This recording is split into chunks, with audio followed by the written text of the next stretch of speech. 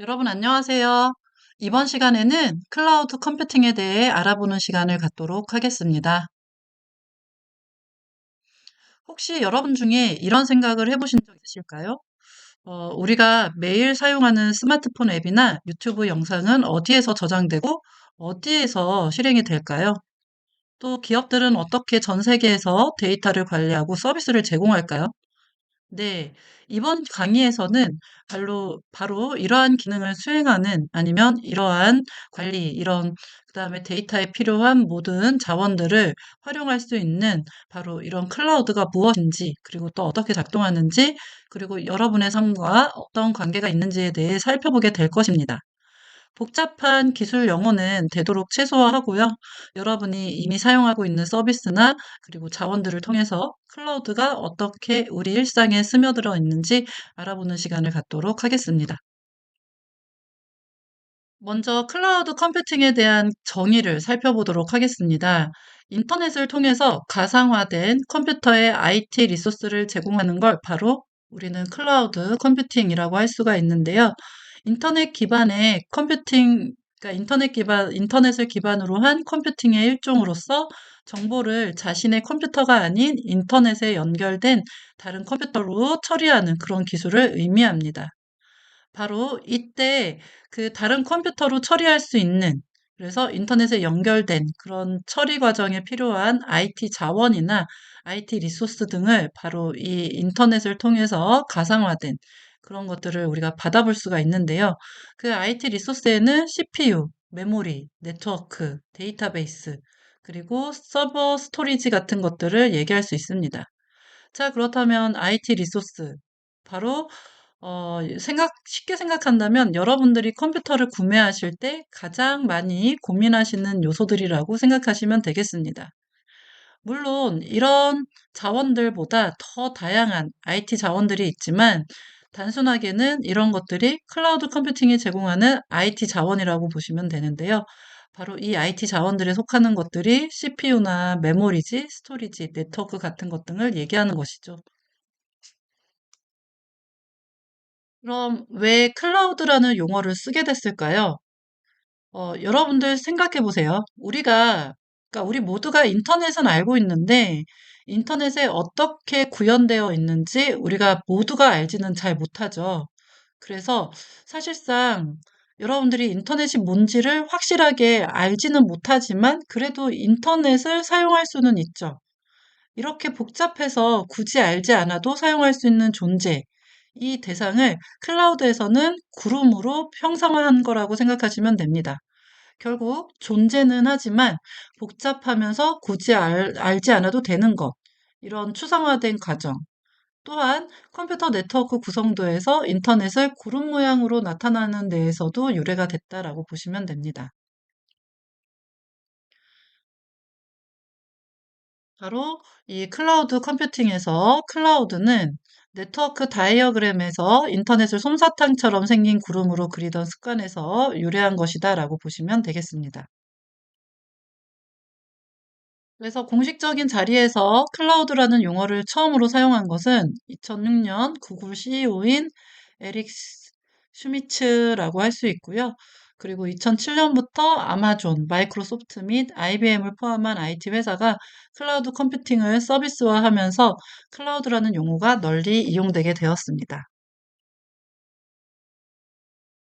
그래서 보시는 바와 같이 약간 그림이 좀 되게 옛날스럽죠. 그래서 이전에 활용했던 그 아키텍처 다이어그램이나 네트워크 다이어그램을 그릴 때 보통 이렇게 컴퓨터와 컴퓨터들을 연결해 주는, 그래서 그 안에서 뭔가를 공용으로 활용할 수 있는 그런 공간을 우리는 인터넷이라고 했는데, 그 인터넷을 이렇게 구름 모양으로 표시를 했어요. 그래서 이때 모양에서부터 이제 클라우드라는 개념을 본격적으로 쓰기 시작했다라고 생각하시면 되겠습니다. 그럼 클라우드의 가장 큰 특징에 대해서 살펴보겠습니다. 클라우드의 가장 큰 특징은 내가 원하는 자원을 일정 기간 동안 이용하고 이용한 만큼 서비스 이용료를 지불하는 방식을 우리는 클라우드 특징으로 볼 수가 있습니다. 특히 사용자는 컴퓨팅 자원의 배치와 할당을 신경 쓰지 않고도 빌린 컴퓨팅 자원을 통해 실제 수행하려는 작업에 계속 집중할 수가 있는데요. 자, 이런 서비스들과 비슷한 게 바로 엑스 애저 서비스라고 할 수가 있습니다. 그러니까 사실상 말 그대로 앞에서 보셨던 클라우드의 특징 중에 컴퓨팅 자원의 배치와 함께 할당된 신경 쓰지 않고도 컴퓨팅 자원 그냥 생각해요. 일정 기간 동안 이용한 만큼만 서비스 이율을 지불해요. 이게 바로 엑스 애저 서비스라고도 할 수가 있는데요. 그렇다면 이 엑스를 서비스 형태로 제공받고 사용료를 지불하는 형태 이와 관련된 개념으로 같이 볼 수 있는데 그러면은 어 예를 들면 이 소카 같은 경우 그러니까는 이제 소카가 바로 어떤 서비스를 활용을 하고 그 서비스 형태에 대한 사용료를 지불하는 이런 활용도를 얘기를 하는데 소카 같은 경우에는 모빌리티 애저 서비스라고 표현하게 됩니다. 이는 과거에 저희가 차를 사용하려면 1단위로 렌트를 하거나 차를 구매했어야 됐었죠. 그런데 소카를 사용하면 훨씬 더 작은 시간 단위로 차를 임대해서 사용할 수 있게 됩니다. 그리고 최근에 많이 사용되고 있는 에어비앤비 같은 경우에도 역시 보통 그 집 같은 거, 그러니까 주거를 1단위로 임대한다는 것은 사실 해외에 나가서는 굉장히 불가능했습니다. 그러니까 과거의 사례를 보면 보통 그 월 단위나 연 단위로 렌트를 하거나 그리고 또 이에 상응하는 상당한 금액을 주었어야 되는데요. 에어비앤비를 사용하게 되면서 훨씬 더 작은 규모의 1단위로 어떤 주거의 형태를 서비스 단위로 이용료를 지불해서 사용할 수 있게 된 것이죠. 그 이외에 또 엑스 애저 서비스에 해당하는 게 넷플릭스도 볼 수가 있습니다. 넷플릭스 같은 경우에는 비디오를 서비스 형태로 제공하고 있고요. 그래서 이러한 그 어떤 사용료를 이제 일정 제공받는 서비스에 대한 사용료를 지불하는 것들을 우리가 보통 엑스 애저 서비스라고 총칭을 하게 됩니다. 클라우드 컴퓨팅 역시 컴퓨팅 리소스 애저 서비스 또는 IT 소스 애저 서비스라고 표현할 수가 있겠습니다. 즉, 컴퓨팅 리소스 또는 IT 리소스를 서비스 형태로 제공하게 되는 것이죠. 지금 보시는 클라우드 컴퓨팅에서의 컴퓨팅 리소스와 서버를 또 잠깐 살펴볼까요? 지금 보시는 그림으로도 보면 서버와 클라이언트가 인터넷이라고 하는 걸로 서로 상호작용하는 걸 볼 수가 있겠습니다. 자, 그럼 여기에서는 사실상 주요 컴퓨팅 리소스는 무엇인지 아니면 컴퓨팅 리소스를 왜 서비스 형태로 제공받아야 하는지 또한 인터넷 세상은 서버와 클라우드로 이어져 있는데 이 클라우드는 바로 요청을 하고 요청에 대한 결과를 받는 것을 우리는 아까 클라이언트라고 합니다. 또한 서버는 요청을 받아서 적절하게 처리한 후 이 결과를 응답하는 형태죠. 바로 이를 그 인터넷 내에서 상호작용하는 것처럼 볼 수가 있는데 그렇다면 이 클라이언트 서버 관계를 조금 더 살펴보도록 하겠습니다. 자, 예를 들어서 우리가 브라우저를 열어서 네이버에 접속하면 어떠한 일이 발생하게 될까요? 네이버닷컴에 접속하는 순간 우리는 접속이라는 표현을 쓰지만 실제로는 네이버 서버한테 특정 데이터를 요청을 하게 됩니다. 네이버닷컴 주소에 해당하는 페이지에 데이터를 주세요라고 요청을 하는 거죠. 그러면 네이버 서버는 그 요청을 받아서 적절하게 처리한 후 클라이언트에게 데이터를 전달하게 됩니다. 이 데이터는 일반 사람들이 보기에는 좀 어려운 형태로 돼 있고요. 그래서 지금 보시는 데이터들은 이런 식으로 넘어오지만 그 브라우저라고 하는 클라우드, 그러니까 여러분들이 보시는 이 클라이언트 있죠. 클라우드가 아니고 클라이언트입니다. 죄송합니다. 그래서 브라우저라는 클라이언트가 하는 역할이 이 데이터를 받아서 바로 일반 사람들이 볼 수 있게 쉽게 그래서 이렇게 가독성 있게 만들어주는 역할을 하게 되는 것이죠. 인스타그램의 예를 한 번 더 들어보겠습니다. 저희가 인스타그램 앱에 좋아요를 클릭을 하게 되면 인스타그램 서버로 요청을 하게 됩니다. 나의 좋아요 처리를 해주세요 라고 요청을 하게 되는 것이죠. 인스타그램 서버는 해당 요청을 적절하게 처리한 후, 그 다음 요청에 대한 결과로 좋아요가 잘 처리되었습니다 라는 결과를 앱한테 주게 됩니다. 앱은 클라이언트로서 응답을 받고 좋아요 카운트를 올리는 등의 결과를 처리하게 되는 것이죠. 이게 바로 클라우드와 그리고 이 서버가 서로 상호작용한다라고 할 수가 있겠습니다. 문제는 이러한 서버가 굉장히 많이 필요하다는 것입니다. 얼마나 많이 필요하면, 네, 이만큼 복잡할 정도의 서버들이 많이 필요하게 되는 것이죠. 그러니까 이만큼 필요하게 돼요. 이렇게 많은 서버들이 존재를 해야 하는데, 이 많은 서버들, 그래서 결국은 아마존이나 넷플릭스, 인스타그램처럼 고객이 많으면 많을수록 아주 많은 서비스가 필요하게 되는 것입니다.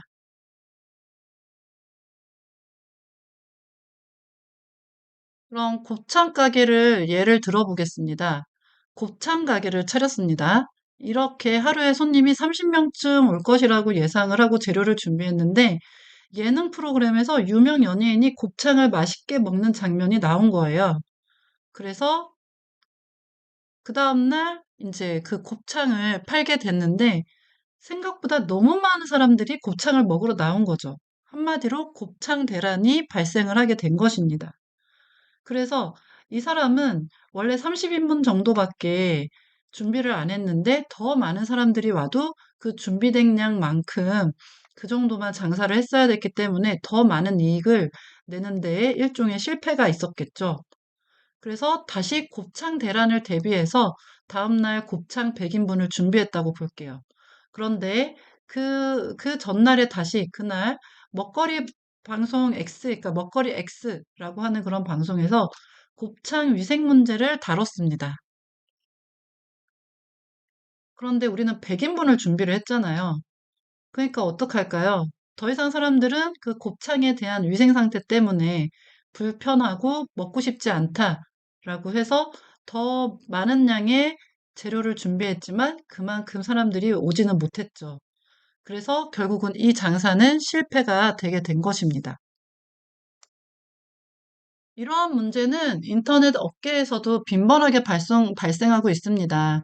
예를 들면 BTS 콘서트 예약이나 블랙 프라이데이 아니면 또는 수강 신청 기간에 여러분들이 일제히 모두 접속을 하게 되면 네, 그 트래픽이나 이런 게 원활하지 않으니까 그 소위 말하면 여러분들이 자주 하시는 말씀 있죠. 서버가 터졌다라는 말을 하거든요.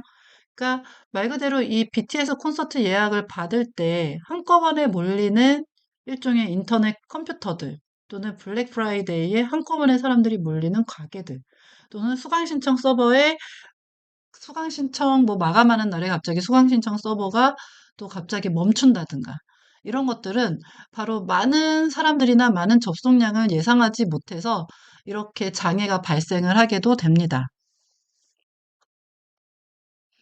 그럼 이러한 장애의 원인으로 볼 수 있는 게 뭘까요? 바로 내가 준비한 서버 자원의 양과 실제 사용량이 불일치하기 때문에 발생을 하게 되죠. 네. 그래서 실제 준비한 양에 비해서 사용량이 불일치하다 보니 컴퓨팅 파워는 이 정도밖에 안 되는데 오히려 그 시간 대비 사람들이 실제 사용하는 트래픽은 워낙 많아지니까 결국은 이게 고객의 불만족으로 이어지는 그래서 준비한 양과 실제 사용량의 불일치로 인해 손해를 보게 되는 이런 경우가 굉장히 많이 생깁니다.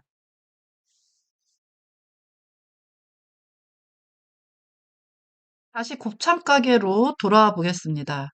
자, 만약에 곱창 가게 근처에 소고기 도매 시장이 있었다면 그 수요에 따라서도 탄력적으로 대응이 가능하겠죠. 그래서 미리 준비를 못했던 30인분밖에 준비를 못했던 날에 오히려 더 많은 사람들이 오더라도 그 양을 소고기 도매 시장이 가깝게 있다면 바로 탄력적으로 대응을 할 수가 있었을 거예요. 그래서 오늘은 어느 정도나 오겠구나라고 정량을 계산을 할 수는 없지만 대략적인 양보다 더 많더라도 또 분산할 수 있는 양이 있죠. 그래서 곱창이 부족하거나 넘치는 문제를 어느 정도 대응할 수 있다라고 볼 수 있습니다.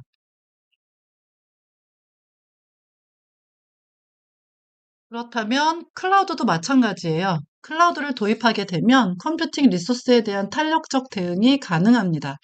만약에 트래픽이 몰린다. 그러니까 동시 접속자 수가 굉장히 많다라고 했을 때 갑자기 많아졌을 때 자, 지금 바로 서버 1000대 임대할게요. 근데 오늘은 다시 트래픽이 별로 없으니 서버는 900대 반납하고 100대만 쓸게요. 라고 하는 게 어느 정도 탄력적으로 대응이 가능하게 된다는 얘기가 됩니다.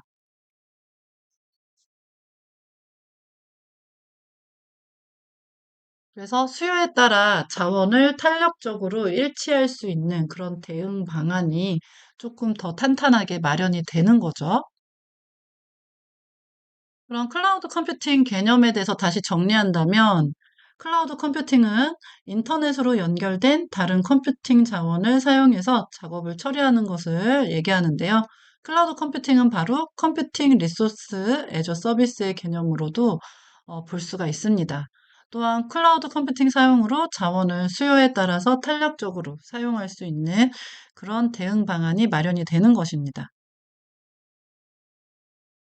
그럼 이제 클라우드 컴퓨팅의 주요 특징에 대해서 살펴보겠는데요.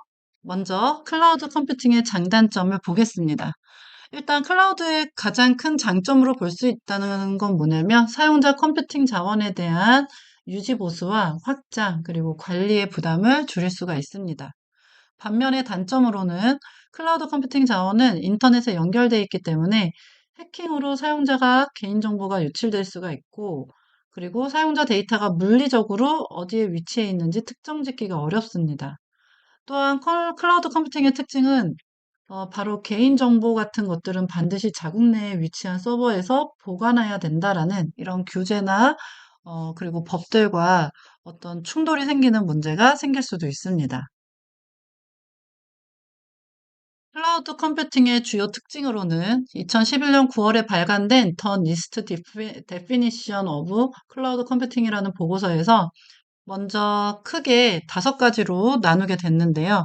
일단 첫 번째가 주문형 셀프 서비스라고 해서 웹 기반의 관리 화면을 통해서 사용자가 직접 서비스를 주문해서 사용할 수가 있습니다. 또 두 번째로는 광범위한 네트워크 접근성을 들 수가 있는데요. 이 광범위하다라는 건 뭐냐면 네트워크나 데스크탑, 스마트폰, 태블릿 같은 이런 다양한 기기들을 통해서 서비스에 접속할 수 있고 또 하나의 데이터 센터나 국가뿐만 아니라 레전을 통해서 접속을 할 수가 있습니다. 특히 클라우드 컴퓨팅의 광범위한 네트워크 접근성에서 볼 수 있는 게 인터넷만 연결돼 있으면 어디에서든 접근이 가능합니다. 즉 사용자는 장소나 기기의 제약 없이도 클라우드에 저장된 데이터나 어플리케이션을 사용할 수가 있는 거죠. 그래서 직원들은 사무실 밖에서도 원활하게 업무를 처리할 수가 있고 글로벌 비즈니스 환경에서도 유연하게 대처할 수 있습니다. 그리고 리소스 공유도 큰 특징으로 확인할 수가 있는데요.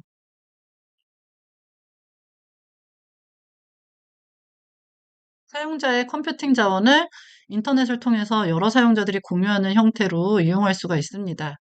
이를 보통 리소스 공유라고도, 그러니까 리소스 공유로서 말할 수가 있는데, 사실 바로 이 리소스 공유, 그러니까는 말 그대로 자원 풀링이라고도 하죠. 리소스 풀링. 그래서 이런 리소스 풀링을 통해서 클라우드 서비스가 제공이 되면, 그러니까 클라우드 서비스 제공 업체는 바로 자원을 풀 형태로 묶어서 관리하고요. 이를 필요로 하는 여러 사용자에게 효율적으로 배분을 합니다. 이런 방식은 자율 활용도를 극대화하고 불필요한 자원 낭비를 방지할 수가 있고요. 또한 사용자 간의 자원 경쟁이 발생하지 않도록 최적화되는 방식으로 자원을 제공한다고 합니다. 그리고 탄력 있게 클라우드를 운용할 수 있는 그런 특징도 가지고 있는데요.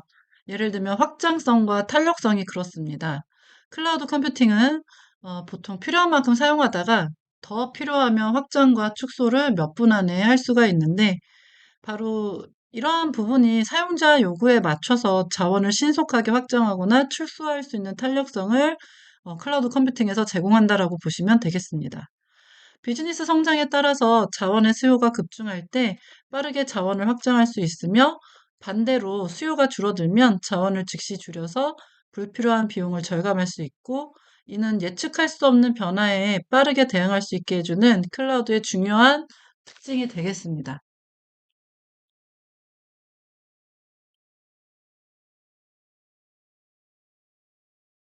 또한 측정 가능한 서비스도 클라우드의 특징이라고 볼 수 있습니다. 측정 가능하다, 측정된 서비스다라고 할 수 있는 건 말 그대로 사용한 만큼 비용을 지불하는 방식을 얘기하는데요. 클라우드 컴퓨팅은 사용량에 따라서 비용을 청구하는 측정 서비스 모델을 제공합니다. 즉, 사용자는 실제로 사용한 자원에 대해서만 비용을 지불하게 되고, 이는 비용 관리의 효율성을 크게 높이는 것으로 확인이 됩니다. 과도한 자원 사용으로 인해서 불필요한 지출을 방지하고 예산 관리를 보다 명확하게 할 수 있는 장점을 드러내는 것이 바로 클라우드의 컴퓨팅 특징이 되겠습니다.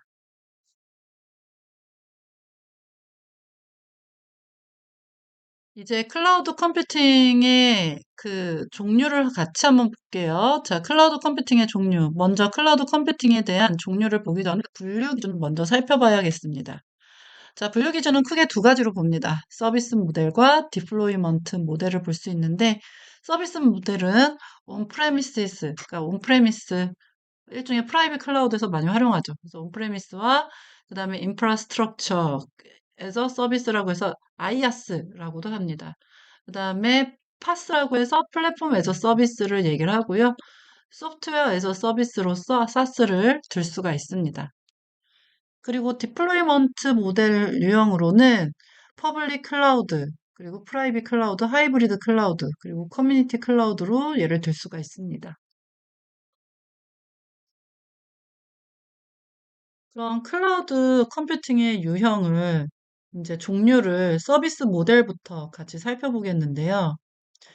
일단 먼저 예를 들자면 짜장면을 우리가 요리한다고 봤을 때 일단 짜장면 요리를 할 때 이렇게 보시면은 어떤 경우에는 짜장면을 요리하기 위해서는 일단 공간부터 마련을 하고 그 공간에 뭔가 일종의 공간에 필요한 리소스나 이런 거를 우리가 전부 다 예, 마련을 해야 돼요. 그러니까는 이런 경우에는 가게는 만들어져 있지만 이 가게 안에 꾸밀 수 있는 모든 그 짜장면을 만들기 위한 환경은 여러분들이 구성을 해야 되는 거죠. 자, 또 다른 경우에는 뭐가 있냐면 바로 이미 짜장면을 만들 장소와 그다음에 식기 이런 환경 정도는 준비가 된 것입니다. 그래서 이 안에서 이런 환경은 준비가 됐으니 우리는 짜장면만 뭐 면을 끓이고 뭐 데피고 그다음에 뭐 여기에 필요한 양념을 준비해서 짜장면을 만들 수 있게. 그래서 이런 경우에는 일단 시설과 그다음에 준비할 환경은 갖춰졌지만 짜장면은 내가 직접 모든 재료와 이런 것들은 다시 준비해서 만들어야 된다라는 것이 있죠. 자, 또 다른 방법은 어떻게 해요?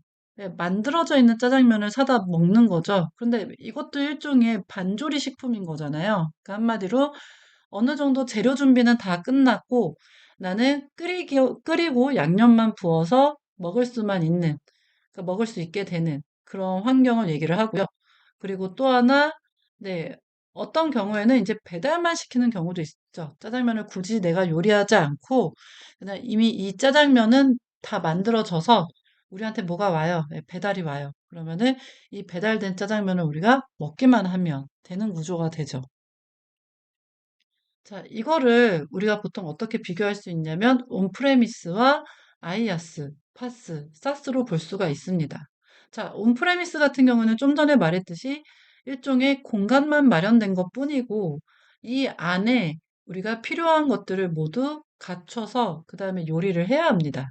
이게 이제 온프레미스로 볼 수가 있고요. 아이아스 같은 경우에는 어느 정도 시설과 그다음에 환경들, 그러니까 내가 뭔가를 만들 수 있는 그런 시설들이나 자재들, 기자재들 이런 것들은 미리 만들어져 있는 거죠. 그 안에서 우리가 요리할 수 있는 그런 재료나 그다음에 레시피 그리고 그에 따르는 이제 뭐 면이나 이런 걸 삶아서 바로 먹을 수 있는 그런 관계를 우리는 아이아스 시스템과 비슷하게 볼 수 있고요.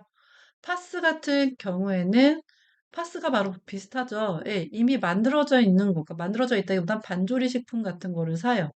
사서 우리는 가지고 와서 물만 붓고 끓이면 되는 상황인 거죠.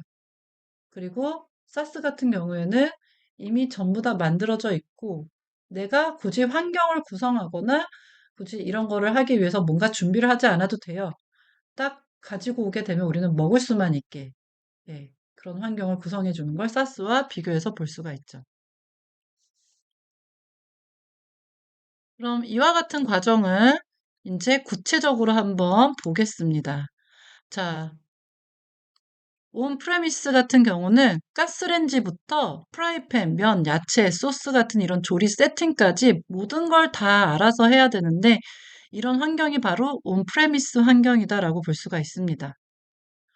두 번째, 아이아스 환경은 가스렌지와 프라이팬은 제공이 돼요. 그러니까 일종의 어느 정도 환경은 제공이 되는데 그 위에 제면과 조리부터 모든 그 식기나 이런 것들은 제가 알아서 그런 환경을 준비를 해야 됩니다. 그러니까 결국은 이미 그 가스레인지와 프라이팬은 제공이 되니까 나머지는 우리가 조리부터 하면 되는 이런 환경이 아이아스가 되는 거죠. 그리고 파스 환경은 공유 주방에서 인스턴트를 가지고 조리하는 환경을 얘기합니다. 그래서 이미 만들어져 있는 환경에서 이제 그 면이나 야채 소스까지는 제공이 되고 나는 바로 조리해서 쉽게 세팅해서 먹기만 하는 환경이 바로 그 파스 환경을 얘기를 하고요. 그리고 사스 환경은 돈만 내면 모든 걸 다 해결해 주는 환경입니다. 그래서 배달을 시키는 거와 같이 배달시키면 조리돼서 식기에 세팅해서 배달이 오게 되잖아요. 그러면 우리는 먹기만 하면 되는 이런 게 바로 사스 환경이라고 볼 수 있게 되겠습니다.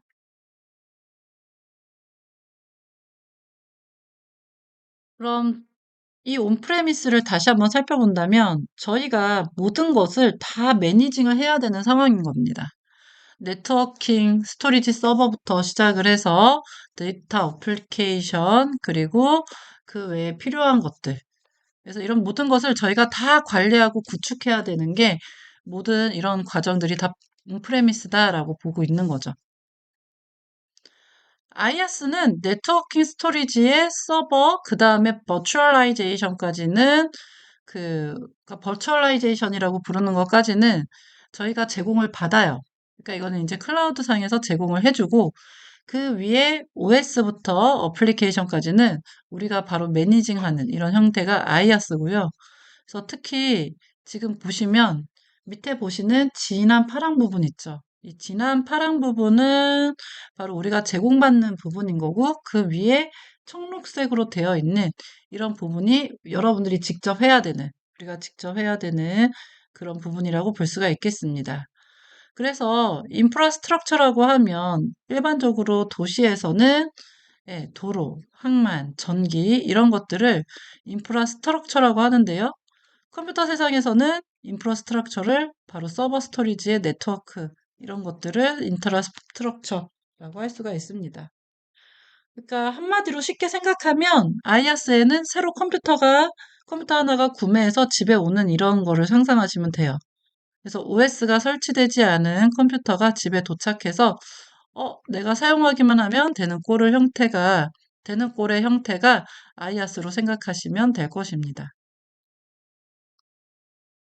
파스 같은 경우는 아이아스에 OS가 설치가 되고 미들웨어와 런타임까지 제공이 되는 환경이고요.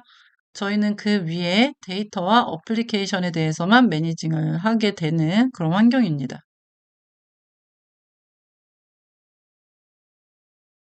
일반적으로 파스는 개발자를 대상으로 하고요. 개발자가 코드만 개발해서 올리면 다른 것들은 하나도 신경 안 쓰고 고객이 바로 이런 서비스를 활용할 수 있는 거죠. 그런 환경을 우리는 파스라고 일반적으로 얘기를 합니다. 대표적인 파스로는 AWS, 엘라스틱 그 다음에 빈스토크나 클라우드의 구글 앱 엔진 같은 형태가 바로 파스 형태로 볼 수가 있겠습니다. SaaS는 말씀드렸다시피 돈만 내면 모든 것을 다 제공받을 수 있는 형태고요. 소프트웨어 자체를 서비스 형태로 제공받는 형태가 바로 소프트웨어 서비스가 되겠습니다. 그래서 모든 기능이 동작하는 소프트웨어를 제공을 하는데 결국에는 우리가 이런 환경적인 요인 부분에서는 커스터마이징 할 수 있는 부분은 거의 없다고 보시면 돼요. 그래서 최종 사용자를 위해서 중앙, 클라우드 업체 이런 것들이죠. 그래서 중앙에서 호스팅하고 관리하는 소프트웨어 형태인 거고 그리고 보통 이제 네이버 클라우드나 여러분들이 활용하시는 뭐 구글 드라이브, 구글 독스 또는 캘린더 아니면 마이크로소프트 365 그다음에 전자메일, 드랍박스 같은 것 등이 있죠. 그래서 한마디로 얘를 자동차로 비유하게 된다면 택시 같은 걸 얘기를 하죠. 이어서 클라우드의 디플로이먼트 유형을 살펴보겠습니다. 자, 퍼블릭 클라우드가 먼저 나오는데요. 그 퍼블릭 클라우드 같은 경우에는 불특정 다수의 개인이나 기업의 컴퓨팅 자원을 빌려주는 형태라고 볼 수가 있습니다. 그러니까 말 그대로 물리적으로 떨어진 곳에 서버가 있다는 사실로 인한 보안 우려가 있기 때문에 대체적으로 퍼블릭 클라우드의 특정 기술에 종속이 되면 향후에 온프레미스로 옮기거나 다른 퍼블릭 클라우드 업체로 전환하기가 어렵다는 단점이 있습니다. 또한 클라우드 컴퓨팅에서의 클라우드는 일반적으로 퍼블릭 클라우드를 의미하는 것이 대체적입니다. 그 외에 다른 보안이라든가 데이터 보관 정서가 엄격히 제한되는 경우에는 퍼블릭 클라우드가 도입하기 어렵다라고 보면 되겠죠. 그리고 프라이빗 클라우드라는 개념이 또 있습니다. 클라우드 컴퓨팅 개념을 자사 인프라에 도입해서 데이터 센터를 고도화하는 것을 우리는 프라이빗 클라우드라고 하는데요. 퍼블릭 클라우드의 단점인 물리적 보안에 대한 컨트롤이 가능하고요. 그리고 데이터 저장소를 명확하게 확인할 수 있습니다. 특정 퍼블릭 클라우드 기술에 대한 종속성도 없을 수 있고요. 온프레미스에 클라우드 컴퓨팅 기술을 도입하는 것이기 때문에 운영이나 구축 비용에 대한 절감 효과는 좀 보기가 어렵다라고 하는 한계가 있습니다. 그래서 보통은 퍼블릭 클라우드 도입이 어려운 경우에는 프라이빗 클라우드를 구축해서 사용하고요. 둘 이상의 퍼블릭 클라우드 또는 퍼블릭 클라우드와 프라이빗 클라우드를 함께 이용할 수도 있습니다. 그리고 하이브리드 클라우드 형태를 볼 수가 있는데요. 하이브리드 클라우드 같은 경우에는 그러니까 하이브리드 자동차와 유사한 점이 많습니다. 자, 바로 이 하이브리드 클라우드는 퍼블릭 클라우드와 프라이빗 클라우드를 결합한 이런 형태를 말하는데요. 제가 좀 전에 하이브리드 자동차와 유사하다 그랬잖아요. 하이브리드 자동차는 어때요?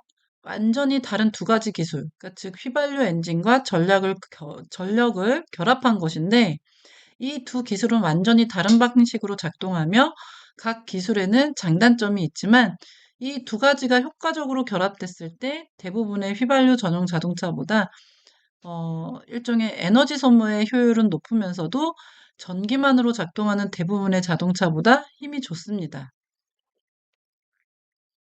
마찬가지로 하이브리드 클라우드에서도 다양한 클라우드 환경 유형의 장점을 결합해서 효율성과 기능성을 높였다고 할 수 있겠습니다.